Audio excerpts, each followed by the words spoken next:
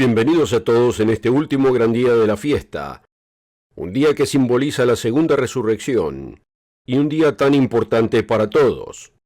Nos muestra la equidad de Dios y nos da esperanza para nuestros seres queridos, y sé que esto nos reconforta mucho. Uno de los primeros sermones que escuché sobre este tema, en este último gran día, fue en Squaw Valley, California. Fue en 1964 o 65. El ministro hablaba del hecho de que algunos de los que estuvieron allí ese año no estarían al año siguiente, y no se refería al hecho de que asistirían a alguna otra localidad de la fiesta. En ese entonces solo teníamos Big Sandy y Squaw Valley, y quizás también teníamos Jekyll Island, Georgia. No estoy seguro, quizás también teníamos Jekyll Island en ese entonces. Pero no había muchas oportunidades de transferencia, porque las distancias eran bastante grandes en ese entonces, y la economía del país no era tan fuerte como lo fue después, y la gente simplemente no se transfería tanto. De lo que hablaba era del hecho de que algunos abandonarían, y por supuesto en la iglesia de Dios de ese entonces, no se podía simplemente ir a otra iglesia de Dios. Si se enojaba con su ministro o con alguien de la congregación, no podía ir a otro lugar. Realmente había un solo show en la ciudad, se podría decir.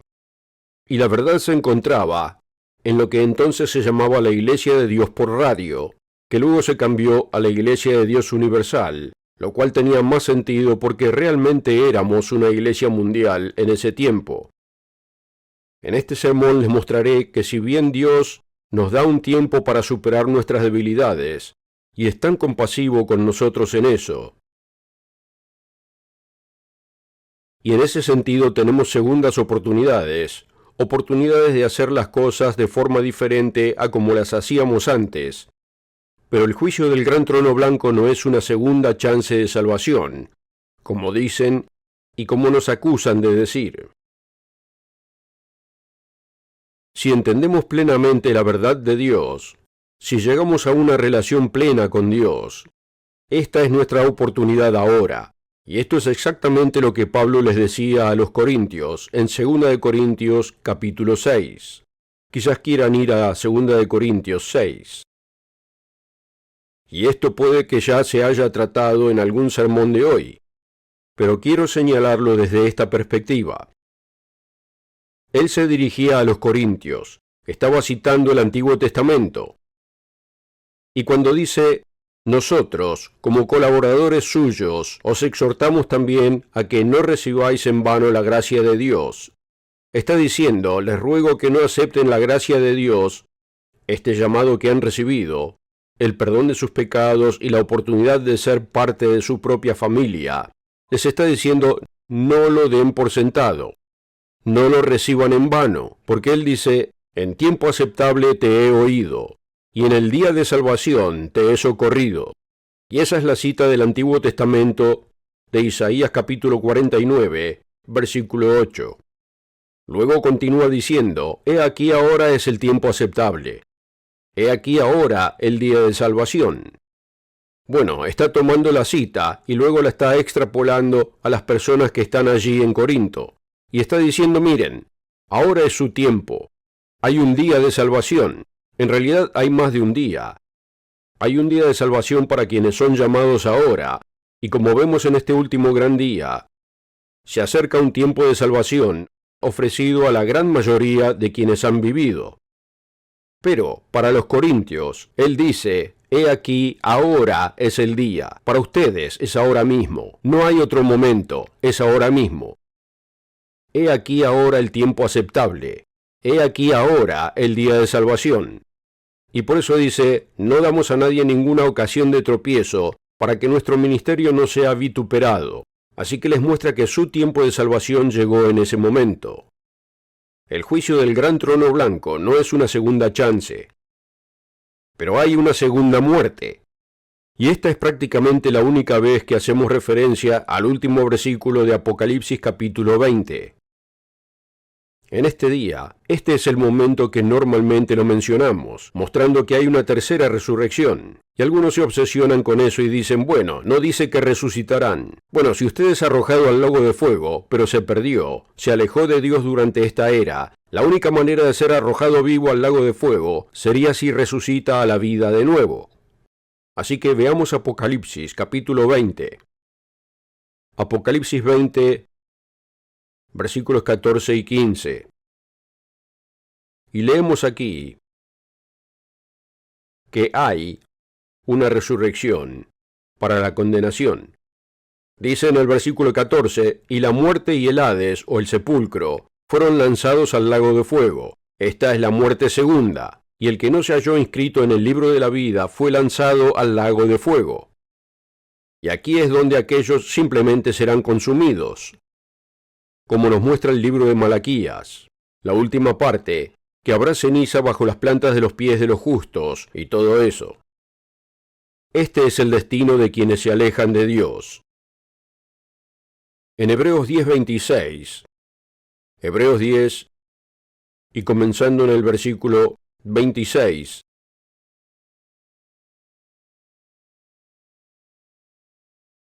dice, porque si pecáramos voluntariamente después de haber recibido el conocimiento de la verdad, ya no queda más sacrificio por los pecados. Sí, existe el pecado imperdonable. Es cuando rechazamos a Dios.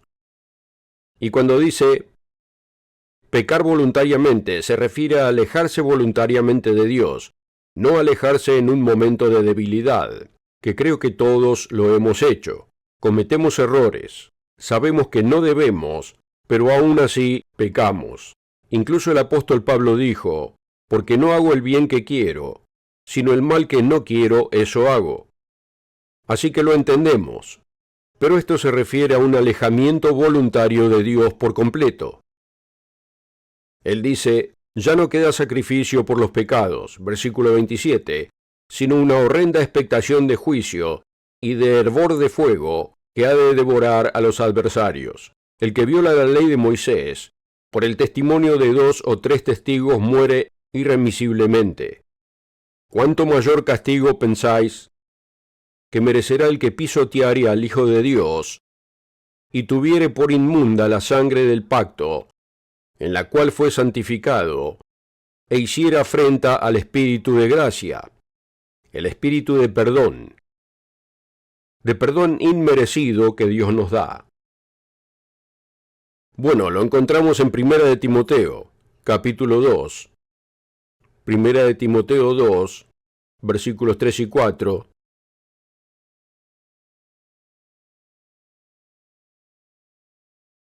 Primera de Timoteo 2, versículos 3 y 4 dice, porque esto es bueno y agradable delante de Dios nuestro Salvador, el cual quiere que todos los hombres sean salvos y vengan al conocimiento de la verdad.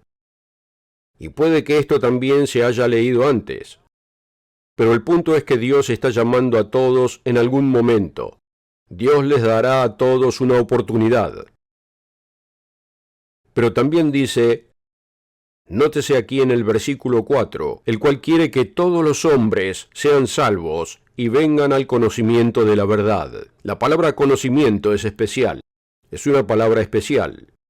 No es la misma que se usa para conocimiento en toda la Escritura, sino que se refiere a un discernimiento pleno. La palabra es epignosis, y según la Biblia Companion, apéndice 132, dice conocimiento preciso o más profundo. No se refiere a un simple conocimiento superficial de la verdad, sino a un conocimiento preciso o más profundo, un entendimiento del verdadero conocimiento. Así que esta palabra gnosis significa conocimiento, pero epignosis se refiere a una comprensión más profunda o completa. O como dice en otra parte de Strong's, que no siempre recomiendo, sin embargo dice discernimiento pleno, y por eso también recurrí a la Biblia Companion, para ver si significa más que solo lo que Strong's podía decir, que hay otras fuentes que lo señalan, que tiene que ver con el discernimiento pleno. Y cuando dice el cual quiere que todos los hombres sean salvos y vengan al conocimiento completo o pleno de la verdad, Dios les dará a todos una oportunidad plena, no solo una oportunidad fugaz de escuchar el nombre de Jesucristo, sino un conocimiento pleno de lo que Jesucristo enseñó y de quién era. En Hebreos capítulo 6 se deja muy en claro que no se trata de un acercamiento casual a la verdad, sino de una verdadera oportunidad plena. Dice aquí en el versículo 4 de Hebreos capítulo 6, porque es imposible que los que una vez fueron iluminados y gustaron del don celestial, y fueron hechos partícipes del Espíritu Santo, y asimismo gustaron de la buena palabra de Dios y los poderes del siglo venidero, en realidad señala que se trata de alguien que ha llegado a comprender realmente que ha tenido una oportunidad plena y completa, y quizás ha recorrido cierta distancia, y asimismo gustaron de la buena palabra de Dios y los poderes del siglo venidero, y recayeron, sean otra vez renovados para arrepentimiento. Aparentemente se habían arrepentido en algún momento, pero para ser otra vez renovados para arrepentimiento, crucifican de nuevo para sí mismos al Hijo de Dios y lo exponen a vituperio. Porque la tierra que bebe la lluvia que muchas veces cae sobre ella, y produce hierba provechosa, recibe bendición de Dios. Pero la que produce espinos y abrojos es reprobada, y está próxima a ser maldecida, y su fin es el ser quemada. Así que esto deja muy en claro que esto es un verdadero alejamiento de la comprensión de la verdad. Por lo tanto, no debemos andar con pánico pensando que cada vez que cometemos un error, cada vez que pecamos, ese es el fin de todo, si nos arrepentimos. Muchas veces ni siquiera sabemos cuándo hemos pecado. Y obviamente no podemos arrepentirnos de cada pecado que hemos cometido porque a veces ni siquiera lo sabemos, lo hacemos sin darnos cuenta. Pero debemos estar en una actitud de arrepentimiento, una actitud de sumisión a Dios, de desear vivir el camino de vida de Dios. Y eso es realmente lo que nos dicen las Escrituras, si las analizamos en su totalidad, en la gracia de Dios. Él no espera que andemos con miedo todo el tiempo, pero si nos desviamos, sabemos lo que está en juego y decimos, no quiero, prefiero hacer algo diferente, esto es muy peligroso. Y a los fariseos y a los demás líderes religiosos de la época de Cristo, Él les enseña que estaban muy cerca de cruzar esa línea. Y no dijo que la hubieran cruzado, pero ciertamente indicó que estaban muy cerca de hacerlo. Y cuando lo rechazaron totalmente, en algunos casos, podrían haberla cruzado. Pero Dios es muy misericordioso, y Cristo incluso dijo, perdónalos, Padre, porque no saben lo que hacen. Pero por supuesto eso era algunas personas, y otros que sabían más iban a tener que rendir cuentas por más, sin dudas. En el folleto Los Días Santos, el plan maestro de Dios, del Dr. Meredith, se destaca este punto. Dice, millones de personas, y se refiere a quienes surjan en la segunda resurrección de épocas pasadas. Podrán aferrarse con celo a la verdad cuando la comprendan plenamente.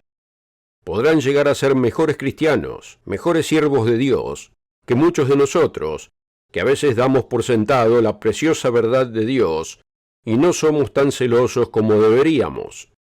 O sea, señala que algunas de esas personas que no son llamadas hoy pueden ser mucho más celosas que algunos de nosotros, que hemos sido llamados y hemos recibido tantas bendiciones en este tiempo.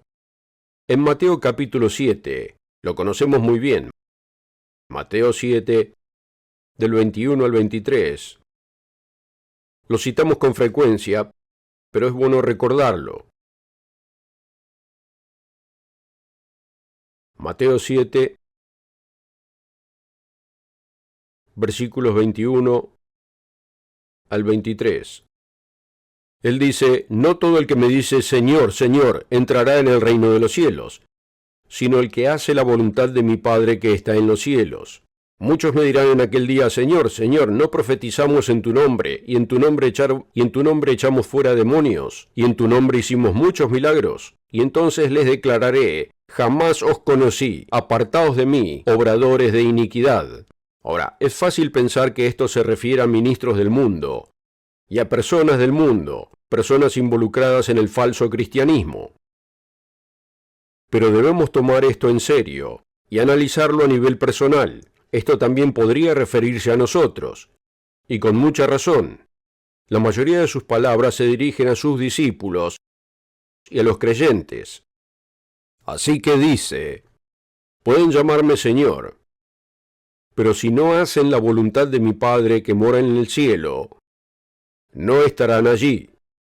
Serán dejados afuera, y les declararé, jamás os conocí, apártense de mí, obradores de iniquidad.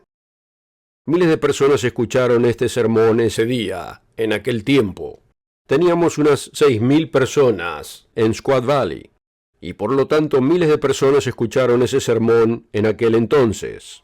¿Y cuántos más escucharon sermones como ese a lo largo del tiempo? Formaban parte de lo que se llamaba la Iglesia de Dios Universal. Y pensándolo bien, teníamos unas 156.000 personas, quizás 158.000 personas, celebrando la fiesta de los tabernáculos cada año en varios lugares del país y del mundo. Pero ¿dónde está toda esa gente? ¿Era esta advertencia solo para el mundo o también para nosotros? Y algunos de nuestros ministros que habían obrado milagros, ungido a personas, fue Dios quien lo hizo, pero lo hizo a través de sus manos. Y algunas de esas personas podrían regresar y decir, hemos hecho muchas cosas maravillosas, y Él les dirá, nunca os conocí, porque son obradores de iniquidad. No están cumpliendo la ley de Dios, me han rechazado. En Mateo capítulo 25, tenemos la parábola de los talentos.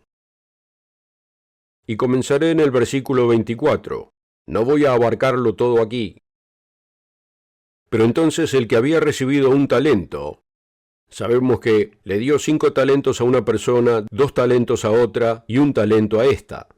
Y cada uno de ellos multiplicó sus talentos, duplicó sus talentos, excepto esta persona. El que había recibido un talento se acercó y dijo, Señor, te conocía que eres hombre duro, que ciegas donde no sembraste, y recoges donde no esparciste, por lo cual tuve miedo, y fui y escondí tu talento en la tierra, y mira, aquí tienes lo que es tuyo.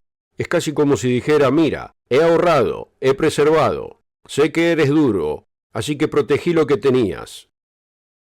Pero su señor le respondió, siervo malo y negligente, sabías que ciego donde no sembré, y que recojo donde no esparcí. Por tanto deberías haber dado mi dinero a los banqueros, y al venir yo, hubiera recibido lo que es mío con los intereses. Y entonces dice, quitadle pues el talento, y dadlo al que tiene 10 talentos, al que multiplicó sus 5 talentos en 10. Porque el que tiene, le será dado, y tendrá más. Y al que no tiene, aún lo que tiene le será quitado. Y note esto en el versículo 30, y al siervo inútil echadle en las tinieblas de afuera, allí será el lloro y el crujir de dientes. Esta es una advertencia para todos. Si no hacemos lo que Dios nos ha dado, es decir, si solo nos quedamos sentados en los servicios, nos bautizamos, y ahora somos parte de la iglesia, calentamos una silla cada semana, asistimos con amabilidad, conocemos a otros miembros y hablamos de la fiesta. ¿Y a dónde van este año? ¡Oh, qué sitio tan bonito! Ese sitio es una playa, nos encanta esa zona. Y el año que viene iremos a un lugar donde nunca hemos estado antes. Iremos a visitar Australia, iremos a conocer Nueva Zelanda, iremos a conocer Tailandia o algún lugar exótico. Eso no es suficiente, de verdad no lo es. Y no digo que podamos ganarnos la entrada al reino de Dios, obviamente no podemos, eso es por gracia, es perdón inmerecido, no merecemos nada más que la muerte, eso es lo que nos hemos ganado con el pecado, pero Dios nos ha perdonado, Él sumergió esos pecados en el bautismo, y los quitó tan lejos como el oriente está del occidente. ¡Qué bendición tan maravillosa! Pero aquí encontramos que él dice, les voy a dar algo, análogo al Espíritu de Dios. Lo he oído explicar así, les voy a dar una medida del Espíritu de Dios. ¿Qué van a hacer con él? ¿Van a producir crecimiento con él? ¿O se quedarán de brazos cruzados y no harán nada? Hermanos, tenemos que tomar esto en serio, porque la historia nos dice que miles de personas que fueron a la fiesta, que escucharon sermones del último gran día, como el que están escuchando ahora, finalmente se apartaron. Y el señor Armstrong solía decir, creo que ni la mitad de ustedes lo captan, y lo decía a gritos. Y a veces decía, no creo que ni el 10% de ustedes lo capte. Y quizás estaban más cerca en el último ejemplo del 10% que en el 50%. Así que hermanos, los insto a tomar en serio su llamado y su elección. Dios nos ha llamado. Nos elige al ponernos en su familia mediante el bautismo y al darnos su espíritu. Pero debemos permanecer fieles y crecer en la gracia y el conocimiento de nuestro Señor y Salvador Jesucristo. He notado al leer el folleto, este es el único día de salvación del Dr. Meredith, y también los días santos, el plan maestro de Dios. Noté que citó 2 de Pedro 3:18 en más de una ocasión, más de una vez, donde habla de crecer en la gracia y el conocimiento de nuestro Señor y Salvador Jesucristo. Eso es lo que debemos hacer. No podemos ser la misma persona dentro de 5 años, ni siquiera podemos ser iguales dentro de 1 año, que como somos hoy. Pero como en un árbol, el crecimiento es lento. Si se detiene y observa un árbol y espera su crecimiento, se quedará ahí sentado mucho tiempo, y probablemente ni siquiera lo note porque será muy lento. Es como cuando ve a alguien que no ha visto en mucho tiempo, y tiene hijos, y eran solo unos pequeños, y de repente él lo mira con menosprecio, porque él ha crecido más alto que usted. Pero si está ahí con ellos todos los días, no nota tanto ese crecimiento que ocurre. Pero alguien que observa a la distancia reconoce. Vaya, esta persona ha crecido mucho en el último año, o 2 años, o 5 años, o sea lo que sea. Así que debemos crecer, y no siempre es un proceso continuo. A veces crecemos y retrocedemos un poco, y crecemos, pero deberíamos estar en una trayectoria ascendente de crecimiento, de cambio, de dejar de ser el yo carnal que éramos hace un tiempo, y no ser como la gente del mundo que quizás no esté creciendo en absoluto. Claro que están madurando a su manera, y quizás se estén convirtiendo en mejores personas, pero debemos reconocer que debemos cambiar. Debemos ser una nueva persona.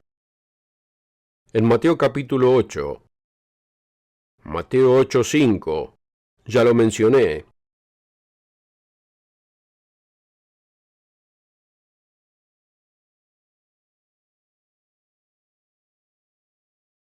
Cuando estuve en el Reino Unido, aprendí que los dedos pierden sus huellas con el tiempo. Y por eso se ve a la gente mayor haciendo todo tipo de cosas, como lamerse los dedos. Yo tengo que hacerlo para separar las páginas. O a veces soplan para separar las páginas, porque las yemas de los dedos, las huellas dactilares, se desgastan con el tiempo. Así que cuando baja el pulgar o el dedo para que le tomen las huellas dactilares, a veces tienen que tomar una diferente porque esas huellas se están borrando. Es una de esas cosas interesantes de la vida. No tiene nada que ver con el tema, salvo que me cuesta pasar las páginas y quizás estoy buscando una excusa al respecto. Pero aquí en el capítulo 8 de Mateo, versículo 5, dice: entrando Jesús en Capernaum, vino a él un centurión rogándole y diciendo: Señor, mi criado está postrado en casa, paralítico, gravemente atormentado. Y Jesús le dijo: yo iré y le sanaré. Respondió el centurión: Señor, no soy digno de que entres bajo mi techo. Solamente di la palabra y mi criado sanará. ¡Qué actitud tan increíble de este centurión! Un centurión era alguien con autoridad, y podía decirle a esta persona que hiciera esto y aquella que hiciera aquello. Y sin embargo, acude a Cristo con una actitud tremendamente humilde. Es algo que debemos seguir, su ejemplo. Señor, no soy digno de que entres bajo mi techo, solamente di la palabra y mi criado sanará. porque también yo soy hombre bajo autoridad, y tengo bajo mis órdenes soldados, y digo a este ve y va, y al otro ven y viene, y a mi siervo haz esto y lo hace. Él entendía la autoridad, pero también entendía su relación con Jesús. Al oírlo Jesús, versículo 10, se maravilló, y dijo a los que le seguían, de cierto os digo, que ni aun en Israel he hallado tanta fe. Así que entre su propio pueblo Jesús dijo, no he hallado esa clase de fe. Ahora, no sabemos de dónde era el centurión. Pudo haber sido romano, griego, quién sabe, porque había tantas naciones diferentes bajo el dominio romano, y diferentes individuos se alistaron a su servicio. Pero fuera lo que fuese, y Dios no lo revela en la mayoría de los casos, menciona centurión, pero no dice de dónde es. Aparentemente no era de Israel, ni judío. Entonces dice, y os digo que vendrán muchos del oriente y del occidente, y se sentarán con Abraham e Isaac y Jacob en el reino de los cielos. Mas los hijos del reino se refiere a los judíos, a los israelitas, pero específicamente a los judíos de allí, los hijos del reino, los que habían recibido la verdad, los que poseían los oráculos vivientes, por así decirlo, serán echados a las tinieblas de afuera, y allí será el lloro y el crujir de dientes. Él no dice que todos los judíos ni toda la gente de Israel que estaba en ese lugar, sino que simplemente dice que esta persona, esta gente que viene del oriente y del occidente, del norte y del sur, de todo el mundo, llegarán al conocimiento de la verdad. Pero los hijos del reino, algunos de los que recibieron el tremendo privilegio de conocer la verdad, se quedarán atrás. Y él dirá, allí será el lloro y el crujir de dientes. Saben, tengo que creer que habla de miles de personas que una vez conocieron la verdad y que luego le dieron la espalda, que estarán en esta categoría de lloro y crujir de dientes. Esto aplica a algunos. Ahora, esperemos que muchas de estas personas que forman parte de la Universal, miles que se apartaron, esperemos que muchos de ellos realmente no lo hayan captado, no tuvieran esa oportunidad plena y completa que leímos en Hebreos capítulo 6, ni en Timoteo, donde se habla de una comprensión plena, que entren en esa categoría. Y no nos sirve de nada especular sobre el destino de ninguna persona. No es nuestra decisión. Y no siempre sabemos lo que hay en el corazón, ni sabemos por qué la gente se aleja ni qué hace. Es como un hombre que me dijo, ¿sabes? La verdad es que nunca lo entendí. Solo llegué aquí por mi esposa. Quizás se estaba justificando, quizás era verdad, no lo sé. Pero hay que preguntarse cuántas personas llegaron, quizás por medio de la tribulación que se avecinaba y buscando una vía de escape. Quizás eso era lo que buscaban. Quizás siguieron a su pareja a la iglesia y luego siguieron a su pareja al dejar la iglesia. No sabemos cuál es su postura. Pero esto aplica a alguien. Algunas personas caerán en esta categoría, porque dice, habrá lloro y crujir de dientes. Habrá quienes, por así decirlo, se arrepientan de haber recibido lo que recibieron y lo hayan abandonado, perdiéndolo de ese modo todo por completo. Considere el privilegio al que ha sido llamado. ¿Y qué privilegio es comprender estas maravillosas verdades? Comprender que Dios le está dando a cada ser humano una oportunidad plena y completa de elegir su camino y tener su nombre escrito en el libro de la vida. Es una verdad que la mayor parte del mundo desconoce. Mucha gente piensa que, bueno, Dios los salvará de alguna manera solo por lo que saben. Si son buenas personas, estarán en el reino. Pero cuando uno lo piensa bien, no hay mucha esperanza en los círculos religiosos. Es interesante que, cuando el señor Ames escribió un artículo sobre el tema, mostrando que existe una oportunidad y que Dios no va a quemar a todos en el infierno para siempre, es interesante la gran resistencia que recibió respecto a este artículo. Recibimos cartas y llamadas telefónicas de gente molesta, porque les encanta el fuego, quieren quemar a todos, menos a sí mismos. Es asombroso. Recuerdo una vez en Nueva Orleans, hubo una presentación en vivo, Había unas 2.000 o 3.000 personas que salieron en esa época. Eso se remonta a principios de los 70. No recuerdo el año exacto, 72, 73. Había uno que repartía folletos afuera y hablaba de que la gente se iba a ir al infierno. Y yo estaba con otro pastor y dijo: bueno, déjame ayudarte. Así que agarró un buen puñado de folletos, porque no debería haber estado allí repartiéndolos, y la gente venía a vernos a nosotros, no a verlo a él. Pero él dijo: déjame ayudarte. Claro que los desechó. Eran solo folletos baratos.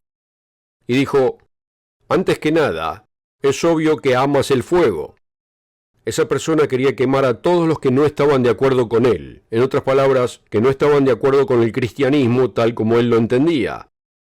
Y la gente realmente cree que es así. Pero ¿qué hacen con sus seres queridos? ¿Hacen una excepción? ¿O se quedan despiertos por la noche llorando, pensando que su madre, su padre, un hermano o hermana, o incluso su esposa o esposo e hijos, van a arder para siempre? Esta es una verdad maravillosa que Dios nos ha dado a usted y a mí. Y espero que no la demos por sentado. No creo que lo hagamos. Pero a veces es fácil darlas por sentado. Y es fácil olvidar el increíble significado que tiene este día, después de haberlo celebrado durante 10, 20, 30, 40, 50 años o más, como algunos de nosotros. Considere el privilegio al que ha sido llamado. En la Pascua reconocemos que Jesucristo es nuestro Salvador. Eso se entiende en el mundo de cierta manera. Hay aspectos que fallan al respecto en el cristianismo. Pero el mundo reconoce que Jesús vino a pagar el castigo por nuestros pecados. Pero pensemos en ello no en comparación con el mundo, sino en nuestros propios términos. Todo lo que he cometido, todo lo que usted ha cometido.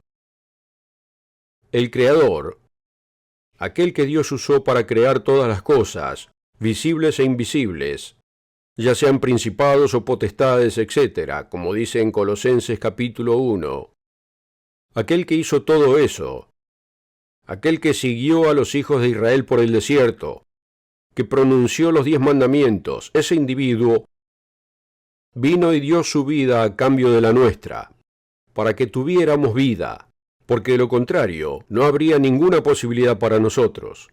Estaríamos muertos, moriríamos, y viviríamos estas vidas, y disfrutaríamos parte de ellas, sufriríamos durante esta vida, como todos de una forma u otra. Y luego llegaría el fin, y la negrura de la oscuridad para siempre. Y probablemente solo cuando una persona se acerca a ese momento aprecia plenamente, si es que lo aprecia, lo que Dios ha hecho por ella, si es que lo entiende. Y si son evolucionistas, si son ateos que no creen en Dios, entonces supongo que es bastante sombrío. Es bastante sombrío pensar que todo lo que aprendí se ha ido, y nunca volveré a tener conciencia. Simplemente desaparecerá. Aunque la gente quiere vivir para siempre, aunque solo quieran vivir para siempre si gozan de buena salud. La Pascua nos muestra que Cristo es nuestro Salvador, y al bautizarnos y aceptar el sacrificio de Cristo, nuestros pecados son perdonados. Nunca olvidemos lo que significa eso. ¡Qué festividad tan magnífica celebramos en esa época! El servicio de la Pascua. Considere esto. Ya no tienen que contar perlas del rosario, porque muchas personas en este mundo, ya sean budistas, hindúes, católicos o incluso judíos, incluso en el judaísmo, se mecen y rezan una y otra vez repitiendo lo mismo. Así que intentan ganarse el favor de Dios, intentan expiar sus pecados de alguna otra manera que no sea solo aceptando el sacrificio de Cristo. Ahora, cuando digo solo aceptando, significa que tenemos que responder a ese sacrificio y debemos hacer algo, como vemos en los días de panes sin levadura.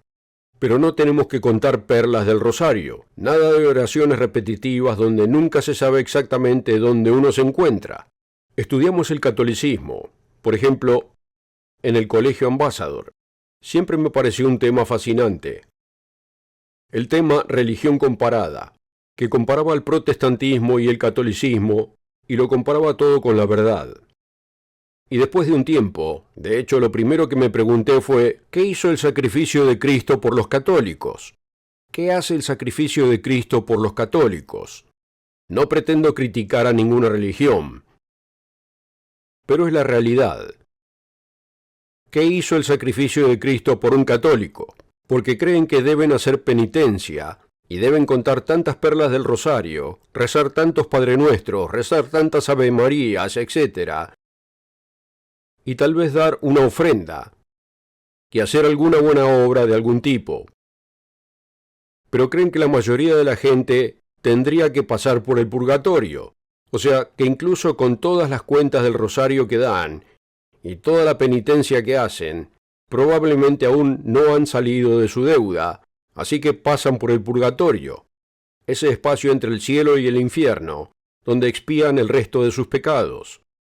Y entonces, si la tía Mari está en el purgatorio, si yo soy católico y pienso así, y rezo para que salga del purgatorio, pero nunca sabré cuándo saldrá de allí.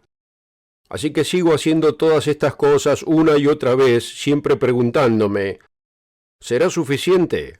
¿Habrá salido del purgatorio? Y uno hace eso por todos sus familiares. Y la penitencia que la gente hace en esas circunstancias nunca tiene fin. Y como digo, el judaísmo no es tan diferente. De hecho, Pablo, hablando de las obras de la ley y todo lo que hacían, de eso se trataba. Creían que podían salvarse mediante su trabajo físico, circuncidándose y todo lo que eso implica, y todas estas leyes y juicios adicionales que debían cumplir. Creían que serían lo suficientemente buenos si las cumplían a la perfección. Y sin embargo, humanamente hablando, sabemos que siempre nos quedamos cortos. Este es un regalo inmenso que Dios nos ha dado. Conocer a Jesucristo como nuestro Salvador. Pero también saber que no fue un Salvador para facilitarnos de las cosas que no tuvimos ninguna participación. Como dicen, a menos que uno se involucre en el juego, no lo aprecia realmente. Es como en el campamento de verano. Realmente animo a los padres a que sus hijos trabajen para ganar dinero y que así puedan ir. Quizás necesiten ayuda extra, porque el transporte en algunos casos puede ser considerable. Y está la matrícula, y quizás haya que comprar ropa y todo lo demás. Pero cuando uno invierte en el juego, significa que llega a apreciarlo mucho más. Va y aprecia lo que recibe, porque ha puesto de su esfuerzo, porque ha invertido en ello. Y Dios no nos va a quitar ese maravilloso privilegio de ser parte de todo el proceso. Sabemos que no podemos ganarnos el perdón, podemos ganar recompensa. Somos recompensados según nuestras obras. Pero es maravilloso saber que Cristo pagó la pena, aunque no es una salvación barata como a veces se presenta. En Romanos capítulo 6,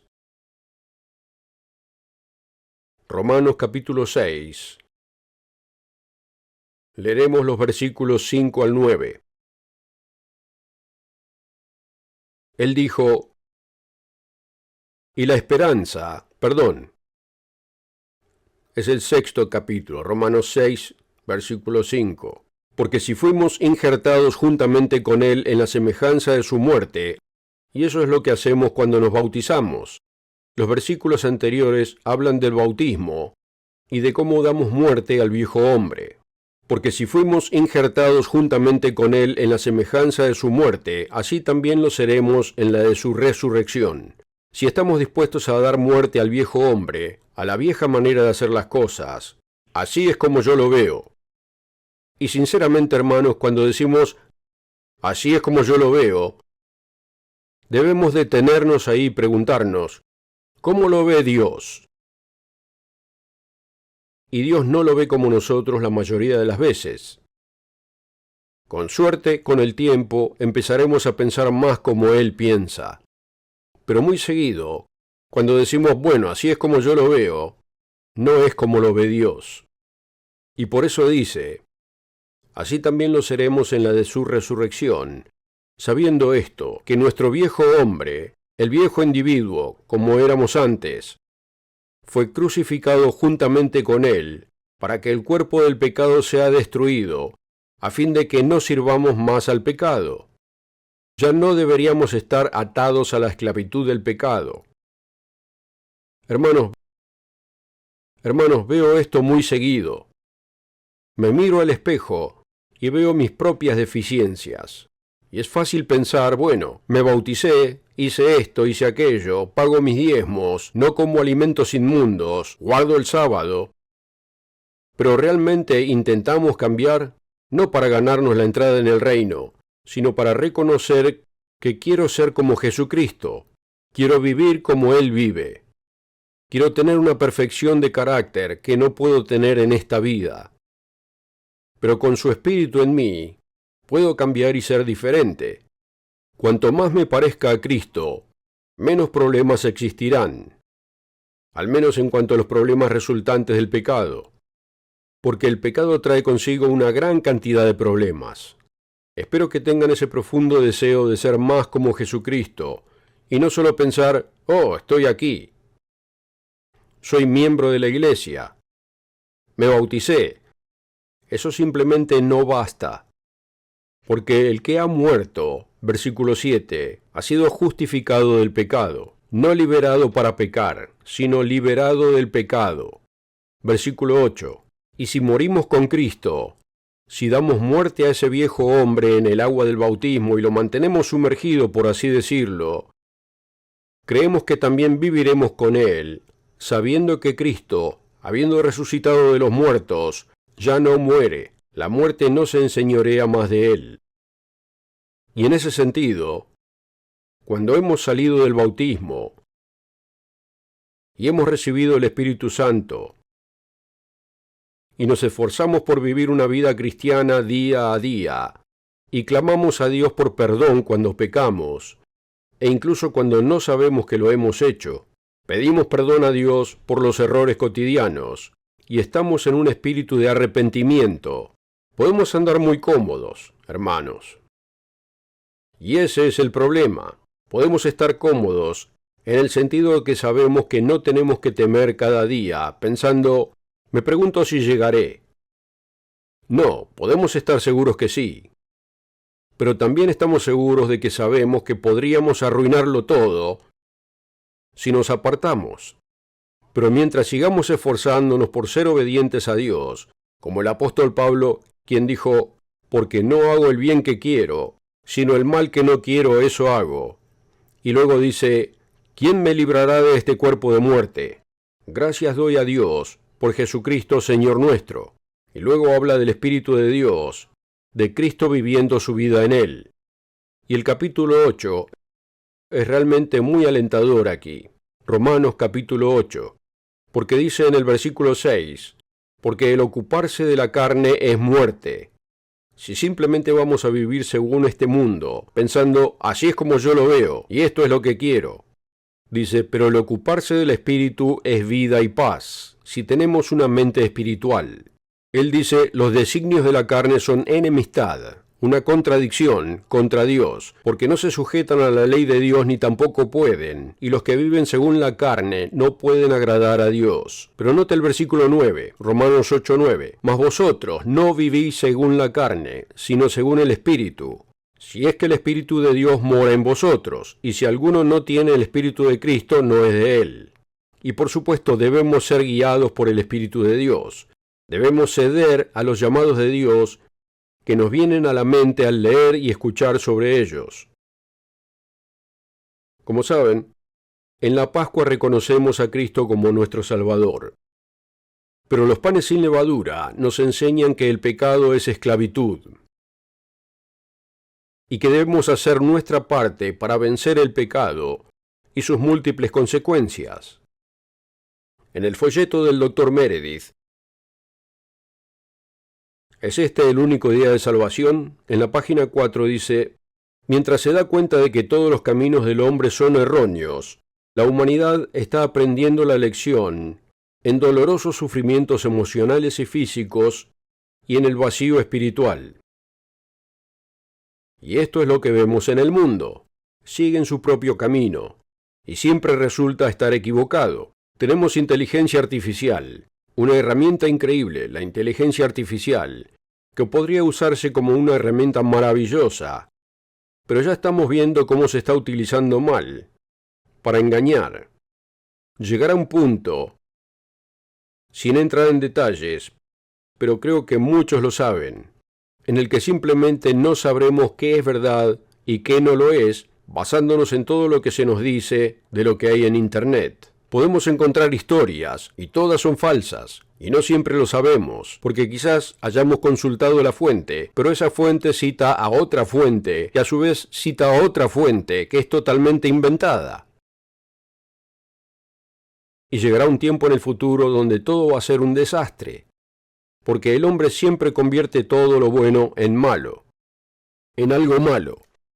Así es nuestra manera de ser, nuestra carnalidad, nuestra animosidad hacia Dios y todo lo que Dios piensa, y como resultado vemos las cosas de manera diferente y nos metemos en un lío tras otro. En 2 de Pedro,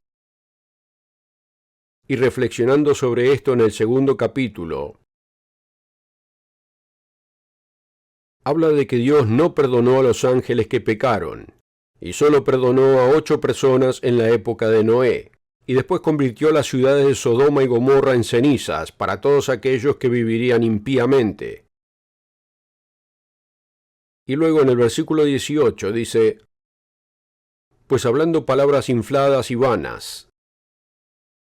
Son palabras vanas, pomposas, se podría decir, pero vacías. Seducen o atraen con concupiscencias de la carne y disoluciones a los que verdaderamente habían huido de los que viven en error. Les prometen libertad. ¿No es esa la revolución sexual? Esta libertad. No tienen que estar limitados por esas leyes anticuadas. Somos libres de hacer lo que queremos. Amor libre.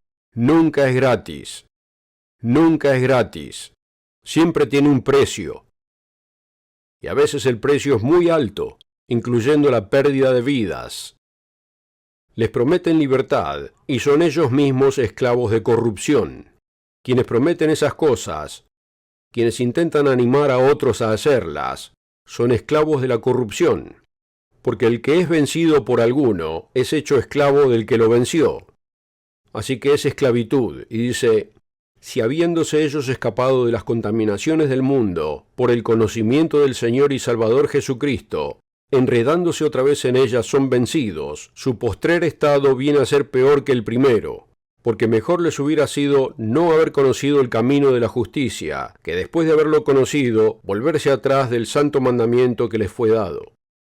Por eso Dios permite que el mundo sea engañado, para que durante este tiempo no esté trabajando con toda la humanidad, a quien el diablo podría engañar de modo que todos o muchos saldrían perdiendo.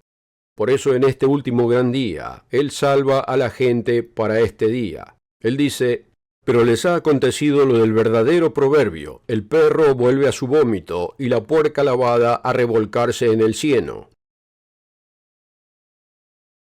Pentecostés nos enseña que Cristo puede y debe morar en nosotros por el poder del Espíritu Santo. Y conocemos Gálatas 2:20, el pasaje favorito del Dr. Meredith. Él creía que era la mejor descripción de un verdadero cristiano, alguien que ha muerto a este mundo, ha dado muerte al viejo hombre y permite que Jesucristo viva en nosotros. Y vivimos por la fe, no en, sino por la fe del Hijo de Dios, la fe de Cristo en nosotros, al entregarnos el Espíritu de Dios. Sabemos que Hebreos capítulo 8 habla de cómo Él está escribiendo su ley en nuestros corazones y mentes.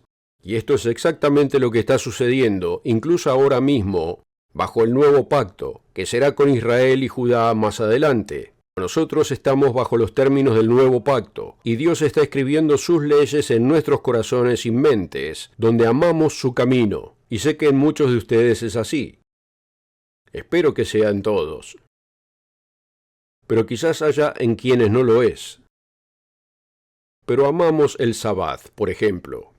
Amamos los días santos, más allá de los alimentos que podamos comer y el entretenimiento que podemos tener durante la fiesta de los tabernáculos. Tal vez ir aquí o allá o recibir visitas. Lo amamos por el conocimiento que Dios nos da. Lo amamos porque vemos cosas que podemos cambiar en nuestras vidas. Comenzamos a hacer esos cambios, especialmente durante la Pascua y los panes sin levadura. Y nos damos cuenta lo deficientes que somos. Y así Pentecostés nos enseña que Cristo puede y debe morar en nosotros por el poder del Espíritu Santo. Y en 2 de Pedro 1:4 se nos habla de ser participantes de la naturaleza divina. Podemos ser partícipes de la naturaleza misma de Dios, su naturaleza. Eso es lo que Él está haciendo en nosotros. Se acerca el tiempo en que esa naturaleza divina se transformará en un cuerpo divino. Y esta mañana pensaba, ¿cómo será eso?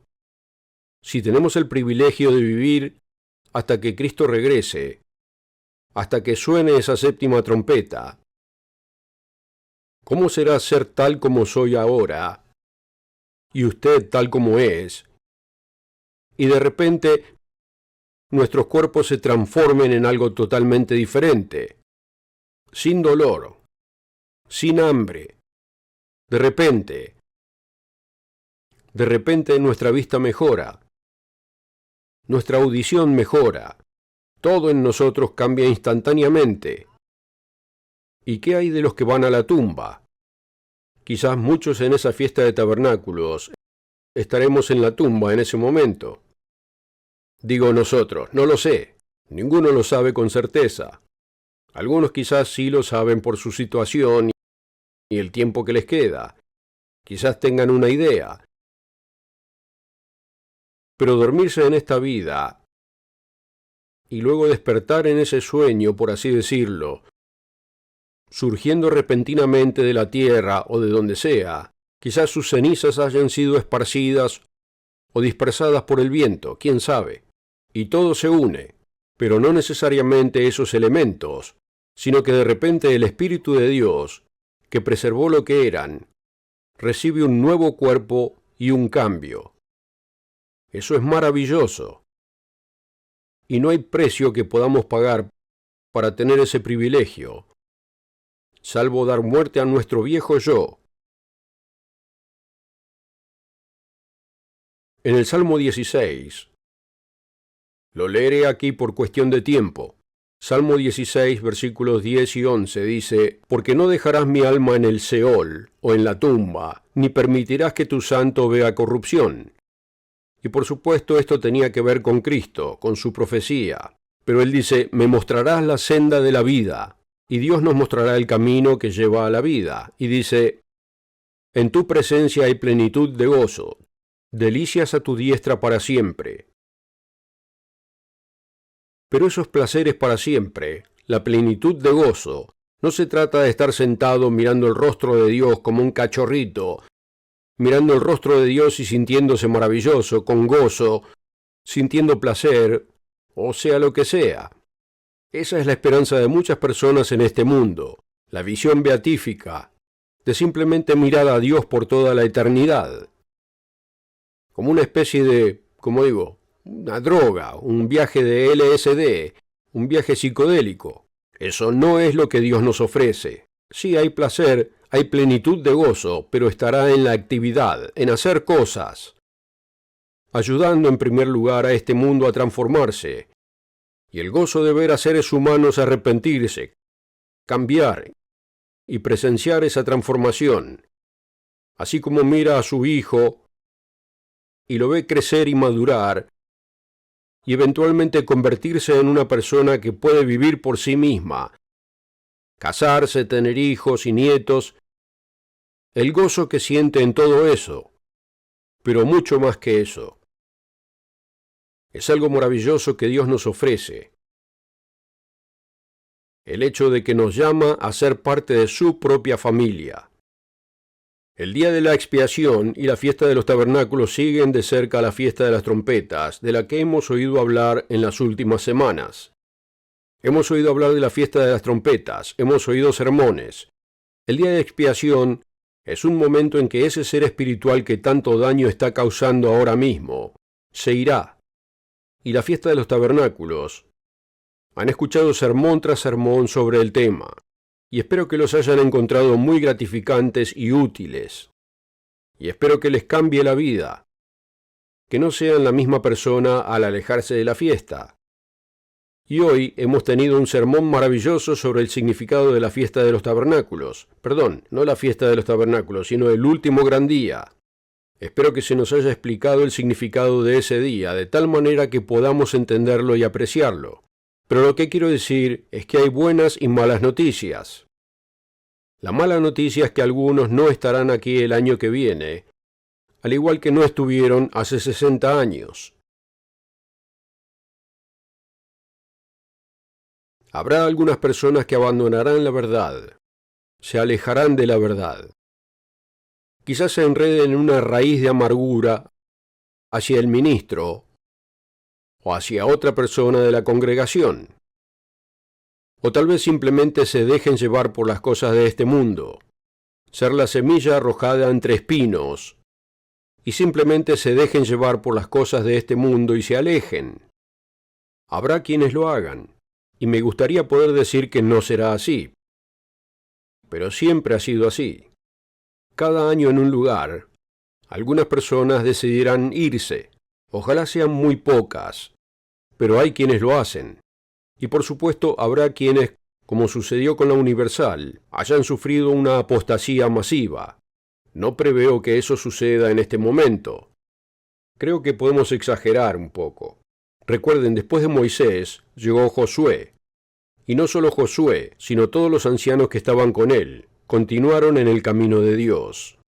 Así que esto no significa que cada vez que un líder muere, la iglesia tenga que caer en apostasía. A veces ha sucedido, pero no siempre. Y a veces la iglesia ha prosperado durante un periodo más largo. Pero tenemos personas muy fieles que superaron una apostasía, que han visto todo eso, y esperamos que no se vuelva a cometer ese error, y ojalá que con usted tampoco sea así. Pero la buena noticia es que la mayoría estarán aquí. La mayoría estará aquí el año que viene. Pero incluso los que están aquí, nunca debemos caer en complacencia. Recuerden la esposa de Lot. Tenemos esa advertencia. Y les diré, recuerden lo que pasó en la Universal. Y tal vez necesitamos un sermón sobre ese tema, porque sé que hay muchas personas que no vivieron esa época en la iglesia, porque eso ocurrió hace más de 30 años.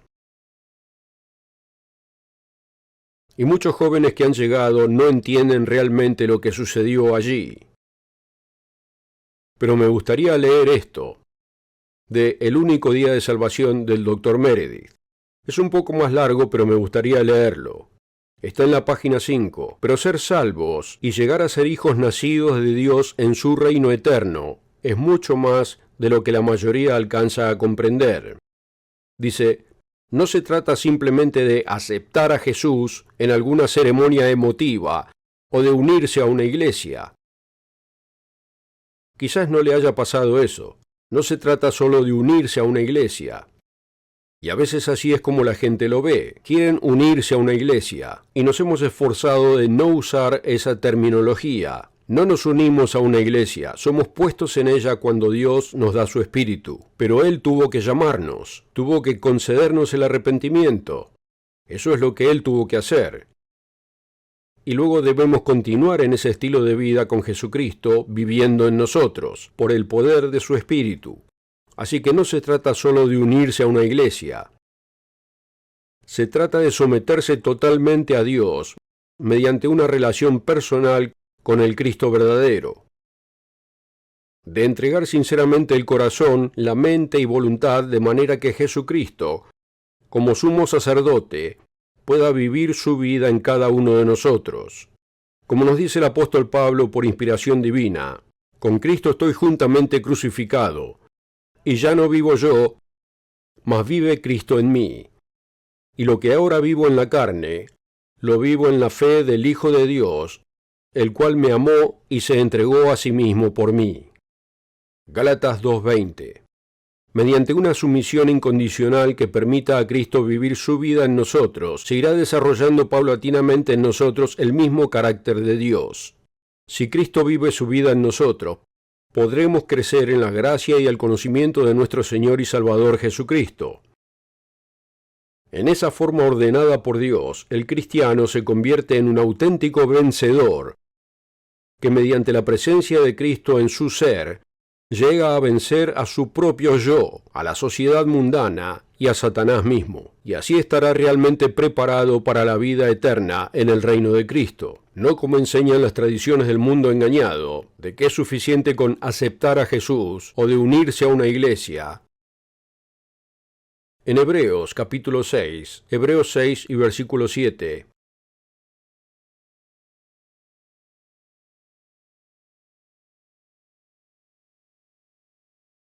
él dice, Hebreos 6, versículo 7, dice, porque la tierra que bebe la lluvia que muchas veces cae sobre ella y produce hierba provechosa a aquellos por los cuales es labrada, recibe bendición de Dios. Pero la que produce espinos y abrojos es reprobada, está próxima a ser maldecida y su fin es el ser quemada. Pero en cuanto a vosotros, oh amados, estamos persuadidos de cosas mejores, y que pertenecen a la salvación, aunque hablamos así. Porque Dios no es injusto para olvidar vuestra obra.